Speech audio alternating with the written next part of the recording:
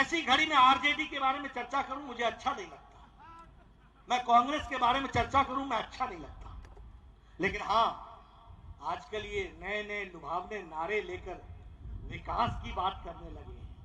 अरे धन्यवाद दो कि जो लोग जात की राजनीति करते थे आज विकास की बात कर रहे हैं। मोदी जी ने इनको भी विकास शब्द समझा दिया है। लेकिन याद रखो ये वही पार्टी है जिस पार्टी के दौरान आज का डीजीपी पर गोली चलाई थी शहाबुद्दीन ने, और शहाबुद्दीन का बाल बांका भी नहीं हुआ जब तक लालू चीफ मिनिस्टर रहे। जब नीतीश कुमार चीफ मिनिस्टर बने तब शहाबुद्दीन जेल के अंदर गया और कानून व्यवस्था स्थापित हुई और आज का वो डीजीपी बना।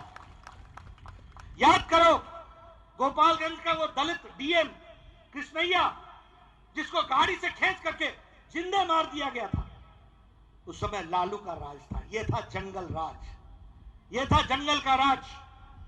इस जंगल राज से हमको मुक्ति पाने का काम किसी ने किया तो एनडीए की सरकार ने किया, नीतीश कुमार के नेतृत्व में वो हुआ। इसको भी हमको ध्यान में रखना चाहिए। लूट ऑर्डर से अब हमको लॉ एंड ऑर्डर की तरफ हम ले गए। मुझे याद है मैं 2010 के चुनाव में संजय जी बेतिया में था और मेरी आदत है मैं मंच पर कम बैठता हूं, नीचे ज्यादा बैठता हूं। तो मैं मंच में नीचे बैठा था, एक आया नौजवान नीतीश के सुने बा, नीतीश के सुने बा। मैं कहा बा कौन चीज सुन बा? फर्क पड़ गई। हम क्या फर्क पड़ गया? बड़ी फर्क पड़ गई। हमने क्या फर्क पड़ गया? बोला, उसने अपनी भाषा में बोला, मैं हिंदी में बोल रहा हूं। उसने कहा मैं साइकिल से आया हूं। तो मैंने कहा इसमें कौन सी बड़ी बात है? बोलता 5 साल पहले साइकिल से आते हैं तो लौटते में साइकिल लौट लेते लोग, मिलता नहीं वापस। इस शाम के साथ बन गया है, साइकिल से आया हूं और साइकिल से वापस जाऊंगा। ये नीतीश के राज में पूरा लॉ एंड ऑर्डर आ गया है। मैं आपको ये इसलिए बातें याद दिला रहा हूं कि पिता के बेटे को भी मालूम होना चाहिए कि उनके पिता ने क्या किया था। जानकारी होनी चाहिए किस तरीके से लाठी राज को हम कानून राज में बदला। हम लोग लाठी राज, जिसकी लाठी उसकी भैंस, जिस पर जो मर्जी आई वो कर दिया। उसी तरीके से बाहुबल से निकल करके हमको विकास बल की ओर चलना है। मैं आपको याद दिलाना चाहता हूं, ये चरवाहा विश्वविद्यालय बनाते बनाते बिहार को चरागाह बना दिया, और चरागाह बनाते बनाते चारा घोटाला कर दिया, और चारा घोटाला करते करते यहां से चले तो कहां के पहुंचे। मैं ये इसलिए आपको याद दिलाना चाहता हूं। वक्त भूल जाते हैं लोग, और राजनीति में वक्त को याद रखना चाहिए।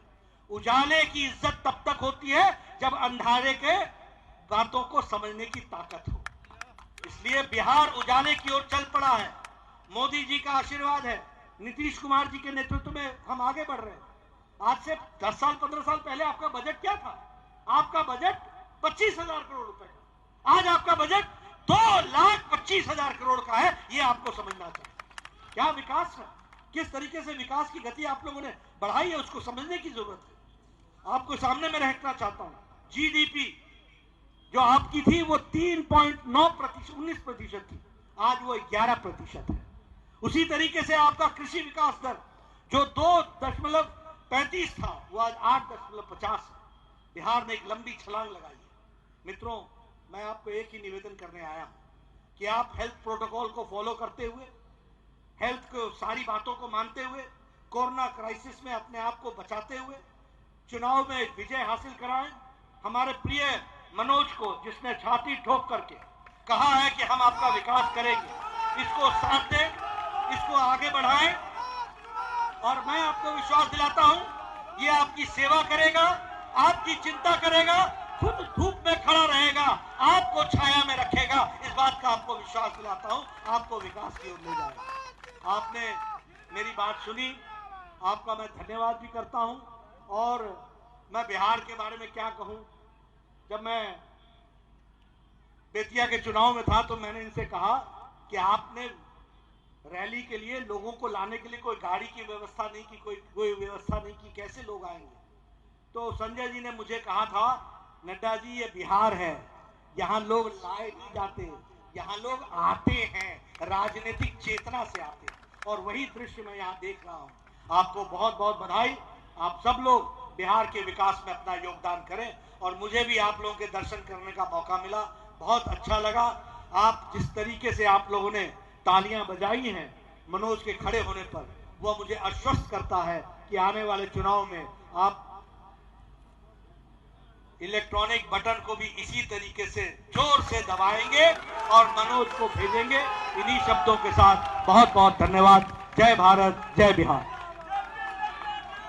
हेलो, बहुत बहुत धन्यवाद। अब मैं प्रदेश अध्यक्ष